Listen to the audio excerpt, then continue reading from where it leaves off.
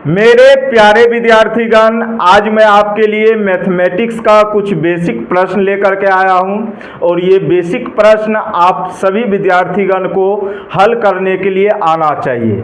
अगर आप नहीं जानते हैं कैसे करेंगे हल, तो आपको उसके लिए कोई टेंशन नहीं लेनी है, क्योंकि मैं आपके साथ खड़ा हूं और तब तक खड़ा रहूंगा जब तक आप इस प्रश्न को हल करने के लिए सीख नहीं जाते।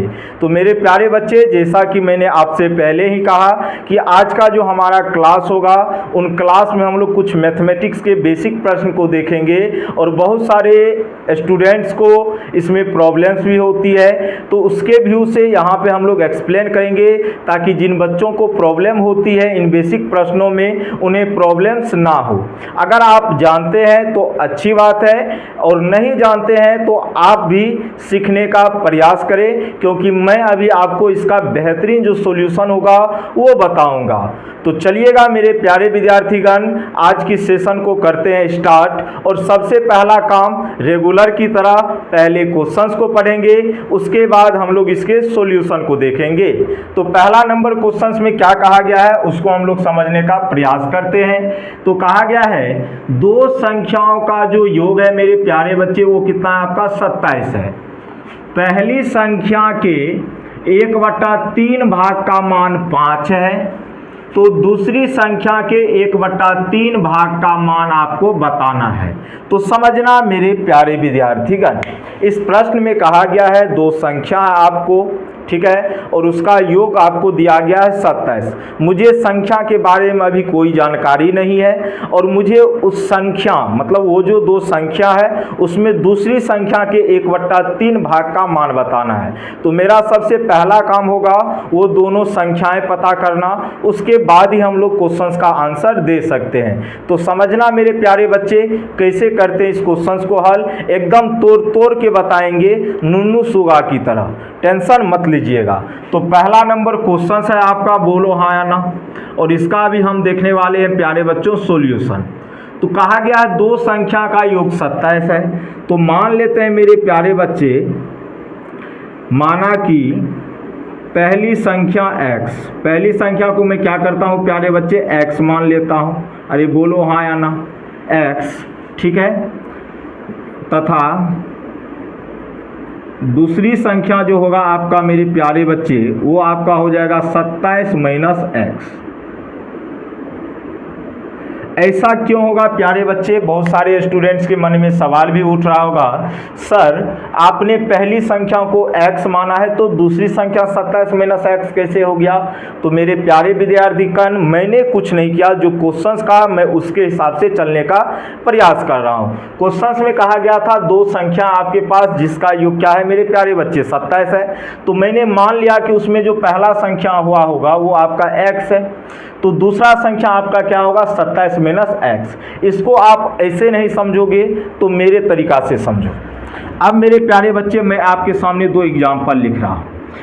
मान लो दो संख्या का योग आपके पास 27 है, उनमें से एक संख्या आपको 13 पता है, तो दूसरा संख्या आप कहेंगे सर 14 होगा, बोलो हाँ या ना। और ये 14 कैसे आया प्यारे बच्चों, जब 27 में से हमने 13 को माइनस किया तब आया ये कितना, 14 आया, बोलो हाँ या ना। तो वही किया हमने, दो संख्या का योग हमें पता था 27, उनमें से एक को मैंने x मान लिया, तो दूसरा कैसे निकलेगा प्यारे बच्चों, तो इसमें से x को घटा देंगे, किसमें से, 27 में से x को घटा देंगे, जो योग होगा उसमें से x को घटाएंगे तो दूसरा संख्या आपका निकल के आएगा। नहीं तो आप चेक भी कर सकते हैं, कैसे, x और 27 - x को जोड़िए तो -x + x कट जाएगा तो कितना बचेगा 27, योग 27 आ रहा है, तो मतलब जो हम माने वो मेरा क्या है, सत्य है। अब प्यारे बच्चों क्वेश्चंस के हिसाब से चलते हैं। प्रश्न से क्या कहा गया समझिएगा। प्रश्न से ये कहा गया है पहली संख्या के 1/3 भाग का मान 5 है, तो पहली संख्या को हमने x माना और इसका 1/3 निकाल लेंगे, तो ये किसके बराबर हो जाएगा प्यारे बच्चों, 5 के बराबर। तो यहाँ से देखेंगे आप, तो x गुना एक x होगा बट्टा में 3 बराबर में कितना प्यारे बच्चों 5 होगा। और यहाँ से x का मान आप निकालोगे तो ये 3 नीचे में उधर मतलब भागा में है, उधर जाएगा तो गुना में हो जाएगा। तो 5 गुना 3 कितना हो जाएगा 15। ये आपका x का मान आ गया। क्या आपसे ये पूछा गया था? बिल्कुल भी नहीं। तो क्या पूछा गया प्यारे बच्चों? आपसे पूछा गया है दूसरी संख्या के 1/3 भाग का मान बताइए। तो ये पहली संख्या आपको निकल के आ गया और दूसरी संख्या का आप क्या माने थे 27 माइनस x। तो यहाँ पे लिख दीजिए दूसरी संख्या। क्या निकाल लेंगे प्यारे बच्चों? दूसरी संख्या हम यहाँ से निकाल सकते हैं तो हो जाएगा 27 माइनस x और x का मान आपने निकाला है कितना प्यारे बच्चों 15। तो 27 में से 15 जाएगा कितना होगा 12। तो मतलब हमें संख्या के बारे में जानकारी मिल चुकी है। तो पहली संख्या आपका 15 हो जाएगा, दूसरी संख्या 12 हो जाएगा। अगर आप इन दोनों को जोड़ेंगे तो 27 हो जाएगा और क्वेश्चन के हिसाब से भी कहा गया था 27 होना चाहिए। अब मेरे प्यारे बच्चे पूछा गया है दूसरी संख्या के 1/3 भाग का मान क्या होगा। तो दूसरी संख्या आपका 12 है और इसका आप 1/3 निकाल लो। तो 3 चौका कितना होगा प्यारे बच्चे 12, 3 चौका 12, 4 गुना कितना होगा 4। और यही आपके प्रश्न का होगा सही जवाब। अगर थोड़ा सा और लैंग्वेज लिखना चाहते हो तो आप लिख सकते हैं। अब दूसरी संख्या का 1/3 मतलब दूसरी संख्या 12 है, 12 का 1/3 निकालेंगे कितना हो जाएगा 4 हो जाएगा। और यही आपके प्रश्न का हो जाएगा सही जवाब। तो मेरे प्यारे बच्चे मुझे उम्मीद है कि आप लोगों को यहाँ तक चीज़ें समझ में आ गई होगी। अब हम लोग बढ़ेंगे दूसरे नंबर क्वेश्चन की तरफ। जिसको लिखना है मेरे प्यारे विद्यार्थीगण वो थोड़ा सा वीडियो को पॉज करके लिख सकते हैं, कोई दिक्कत आपको नहीं होने वाली है। ठीक है, चलेंगे नेक्स्ट क्वेश्चन की तरफ। क्वेश्चन नंबर आपके सामने आने वाला है सेकंड। अगर क्वेश्चन नंबर सेकंड को प्यारे विद्यार्थीगण हम लोग देखते हैं तो बहुत ही अच्छा प्रश्न आपके सामने आने वाला है। बेसिक ही है, घबराने की कोई ज़रूरत नहीं है। जैसा कि मैंने पहले भी कहा था, कहा गया है 3 संख्याओं का जो योग है मेरे प्यारे बच्चे वो 90 है। क्या है मेरे प्यारे विद्यार्थीगण? 3 संख्याओं का योग 90 है। यदि संख्याएं जो है 2:3:4 के अनुपात में है तो उनमें से सबसे छोटी संख्या का मान आपसे पूछा गया है। तो मेरे प्यारे बच्चे समझना, कहा गया है 3 संख्या का जो योग है आपका 90 है। उनमें तीनों संख्या का जो रेशियो है 2:3:4 दिया गया है। उनमें से आपको छोटी संख्या का मान पता करना होगा।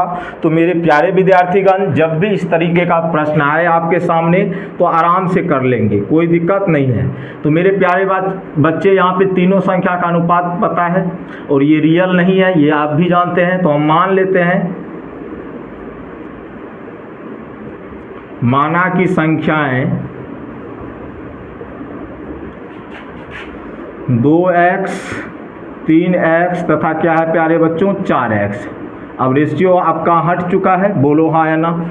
ठीक है, तो हम क्या किए, मान लिए संख्या आपका 2x है 3x है और क्या है 4x है। रेशियो का कहानी खत्म। अब मेरे प्यारे बच्चे प्रश्न से ये कहा गया है इसमें आपको कि इन तीनों संख्या का जो योग है किसके बराबर है 90 के बराबर। तो योग कहा गया तो अंतर तो करना नहीं है, तो योग ही करेंगे। तो तीनों को जोड़ दीजिए 2x + 3x + 4x और इसी का वैल्यू किसके बराबर दिया गया है 90 के बराबर। तो 4 3 7 2 9, 9x का वैल्यू 90 आ गया प्यारे बच्चों। तो x का मान 90/9 कट के कितना आना है 10। तो x का मान आपका 10 पता चल चुका है। आपसे पूछा गया था इनमें से सबसे छोटी संख्या बताओ। तो जरा सा आप ही हमें बताओ इनमें से सबसे छोटी संख्या क्या होगी। तो कहेंगे सर 2x होगी। तो सबसे छोटी जो संख्या होगी प्यारे बच्चे, सबसे छोटी संख्या वो क्या होने वाला है आपका। तो कहेंगे सर ये 2x के बराबर होगा। तो x का मान हमने निकाल लिया है तो x का मान इसमें पुट करेंगे तो 2 × 10 कितना होगा 20। ठीक है। हाँ, कल के दिन ये भी पूछ सकता था कि बताओ तीनों संख्याएं क्या क्या होगी। तो एक संख्या ये हो गया, दूसरा था आपका 3x, आंसर आपका यही होगा। ठीक है, तो 3x का मान 3 × 10 कितना हो जाता 30 हो जाता। अगर 4x का पूछता तो 4 × 10 कितना हो जाता प्यारे बच्चों 40 हो जाता। ठीक है, तो 40 30 20 तो 40 30 70 20 90 देखो जोड़ के 90 हो रहा है ना, बिल्कुल हो रहा है। लेकिन आपसे पूछा गया था सबसे छोटी संख्या, तो आप यहीं तक करके छोड़ देंगे, ठीक है। अगर गलती से आगे चल के तीनों संख्या के बारे में पूछ देता तो हम ऐसे करके निकाल सकते थे। या ये भी पूछ सकता था बताओ सबसे बड़ी संख्या क्या होगी, तो सबसे बड़ी संख्या 4x है, तो 4x का मान हम निकाल लेते, कितना आ जाता 40 आ जाता। तो इसके व्यू से भी आपका आंसर सही हो जाता। तो ज़्यादा कुछ करने की ज़रूरत नहीं है, पैनिक बिल्कुल भी नहीं करना है। आप मेरे साथ साथ अगर चलेंगे तो मैं दावे के साथ कह सकता हूं कि आपको गणित में कहीं पे भी कोई प्रॉब्लम्स नहीं होने देंगे, ठीक है। लेकिन मेहनत करते रहना है। चलेंगे नेक्स्ट क्वेश्चन की तरफ। पहले मैं इसको मिटा देता हूं, उसके बाद हम लोग चलेंगे नेक्स्ट। आइए मेरे प्यारे विद्यार्थीगण, क्वेश्चन नंबर 3 कहा गया है वृत्त की परिधि और त्रिज्या के बीच का अनुपात क्या होगा। देखो ये क्लास 8 के मैथ्स का क्वेश्चन है, कितना बेहतरीन ये प्रश्न है। अब अगर आप इसको हल नहीं करते हैं प्यारे विद्यार्थीगण तो गंदी बात है, समझो। वृत्त की परिधि और त्रिज्या के बीच का अनुपात पूछा गया है। तो हम सभी जानते हैं प्यारे विद्यार्थीगण, वृत्त की परिधि क्या होती है, वृत्त की परिधि क्या होती है बताओ तो जरा सा। आप कहेंगे सर 2πr होता है जब त्रिज्या r हो, ठीक है। तो r यहाँ पे क्या है प्यारे बच्चों, त्रिज्या है। r क्या है आपका, त्रिज्या है, ठीक है। तो वृत्त की परिधि 2πr होती है और वृत्त की त्रिज्या को हम लोग किससे रिप्रेजेंट करते हैं प्यारे बच्चे, अभी तो हमने बताया। तो कहेंगे सर r से, बोलो हाँ या ना। अब इसका अनुपात पूछा गया है तो अनुपात ले लीजिए, कोई दिक्कत नहीं है, आराम से कर सकते हैं, नो प्रॉब्लम। तो 2πr बट्टे में कितना हो जाएगा r से r कट जाएगा, यहाँ 1 हो जाएगा, यहाँ 2π बचा। तो अनुपात में लिखना है तो 2π अनुपात कितना 1 हो जाएगा और यही आपके प्रश्न का होगा सही जवाब। आप यहाँ पे 2π बट्टे 1 भी ऑप्शंस में दे सकता था आंसर में, और 2π अनुपात 1 भी दे देगा, तो कोई घबराने की ज़रूरत नहीं है, ठीक है। तो आसान ये प्रश्न था, ज़्यादा कुछ करने की आपको इसमें ज़रूरत नहीं थी, ठीक है। चलेंगे नेक्स्ट प्रश्न की तरफ। क्वेश्चन नंबर आपके सामने आने वाला है प्यारे विद्यार्थीगण 4। अब क्वेश्चन नंबर 4 को आप कैसे हैंडल करते हैं ये देखिए। क्वेश्चन नंबर आपके सामने कौन सा आने वाला है 4। आराम से समझेंगे चीज़ों को तो दिक्कतें नहीं होगी। कहा गया इस क्वेश्चन को प्यार से समझिएगा। एक खंभा का 1/4 भाग कीचड़ में है और 1/8 भाग किसमें है प्यारे बच्चों, पानी में है। अगर पानी के ऊपर शेष 10 मीटर है तो खंभा की लंबाई आपको बतानी है। तो मेरे प्यारे बच्चे सबसे पहली बात यहाँ पे समझना, एक खंभा आप यहाँ पे बनाओ कुछ इस प्रकार, थोड़ा सा समझने के लिए बेहतर होगा आपके लिए भी मेरे लिए भी। और इस पूरे खंभा की लंबाई को हम मान लेते हैं, कितना मान लेते हैं प्यारे बच्चों, x मान लेते हैं। कितना मान लेते हैं x, क्योंकि मीटर में है तो मीटर आप भी लगा सकते हैं, कोई दिक्कत नहीं है। अब सबसे पहली बात जो हम माने उसको लिखेंगे, माना कि खंभा की लंबाई, खंभा की लंबाई हम क्या माने हैं प्यारे बच्चों जरा सा बताना। तो लंबाई को हम माने हैं x मीटर, बोलो हाँ या ना, ठीक है। आगे चलते हैं, यहाँ से निकाल लेंगे खंभा का कीचड़ वाला भाग, खंभा का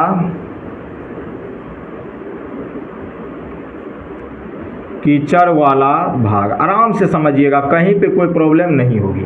अब मेरे प्यारे बच्चे आप खंभा की कुल लंबाई को x मीटर माने हैं और खंभा का कीचड़ में कितना भाग है, तो खंभा का जो है 1/4 भाग कीचड़ में है। तो पूरा लंबाई x है तो x का ही ना 1/4 भाग किस में होगा प्यारे बच्चों, कीचड़ में।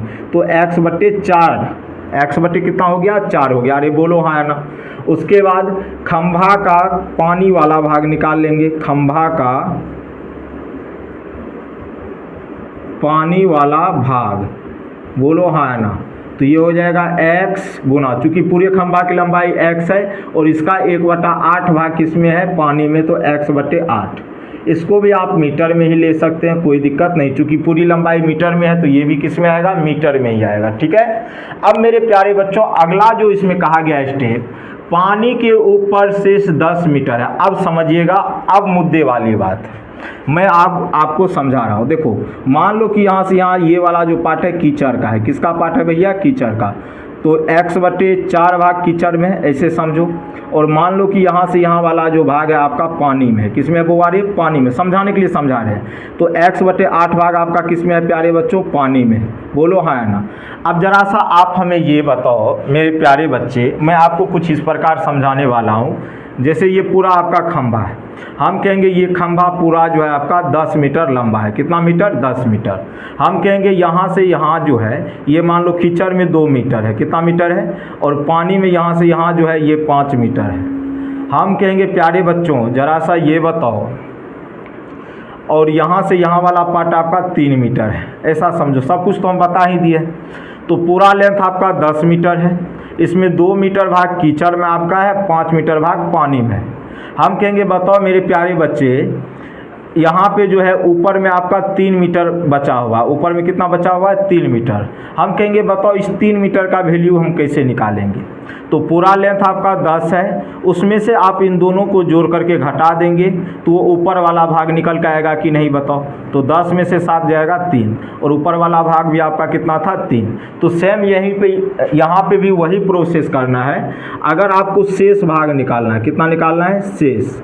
तो शेष कैसे निकालेंगे बताओ? पूरा लेंथ है x, उसमें से इन दोनों भाग को जोड़ के घटा देंगे, तो मतलब x/4 प्लस x/8, तो ये शेष वाला आएगा। और ये शेष किसके बराबर है प्यारे बच्चे? आपको पता है 10 के बराबर है, तो यहाँ पे शेष का मान 10 हो जाएगा। क्योंकि ये भी तो शेष लेंथ निकल के आया ना, पूरा लेंथ में से इन दोनों का लेंथ मतलब कीचड़ और पानी वाली लेंथ को घटा देंगे तो शेष बचेगा। और क्वेश्चन के हिसाब से शेष वाला भाग कितना मीटर है? 10 मीटर। तो दोनों तो बराबर हो गए। तो x माइनस ये आपका एलसीएम होगा कितना? 8, 4 दूना 8, यहाँ पे 2x, यहाँ पे x। अरे बोलो हाँ है ना? तो यहाँ से मेरे प्यारे विद्यार्थीगण 10 बराबर हो जाएगा आपका x माइनस 3x/8। तो 10 का वैल्यू यहाँ से हो जाएगा 8x माइनस 3x बटे कितना प्यारे विद्यार्थीगण? 8।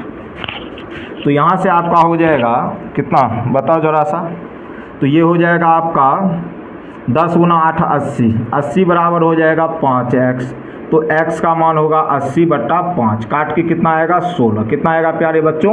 16 आएगा। और x का वैल्यू चूंकि मीटर में था तो ये भी मीटर में आएगा, तो 16 मीटर हो जाएगा। तो मतलब इस पूरे खंभा की जो लंबाई थी कितना मीटर था? 16 मीटर था। आप चेक करना चाहते हो तो चेक भी कर सकते हो। देखो प्यारे बच्चे 16 पूरा लेंथ आया, इसका एक मतलब 16 का चौथाई निकालिएगा, 16/4 कीजिएगा, 4 आएगा, मतलब ये कीचड़ वाला आएगा। फिर 16 को 8 से डिवाइड कीजिएगा, कितना हो जाएगा बताओ? 2 आ जाएगा, ये पानी वाला आ जाएगा। और 4 + 2 कितना होता है? 6। तो 16 में से 6 घटाएंगे कितना होगा? 10। तो 10 मीटर ऊपर का भाग होगा आपका कि नहीं बताओ तो ज़रा सा? 10 मीटर कहाँ का भाग होगा? ऊपर का भाग होगा। हो जाएगा ना? अरे बोलो हाँ या ना? तो क्वेश्चंस के हिसाब से भी 10 मीटर था, यहाँ पे भी 10 मीटर आ गया। तो मतलब जो हम माने थे वो मेरा सही है, और जो आंसर भी निकला 100% वो क्या है मेरे प्यारे बच्चे? सही है। चलेंगे नेक्स्ट क्वेश्चंस की तरफ, और आज की क्लास का अंतिम प्रश्न ये होगा। एक बेहतरीन क्वेश्चंस का यहाँ पे हम लोग सॉल्यूशन देखने वाले हैं। अंतिम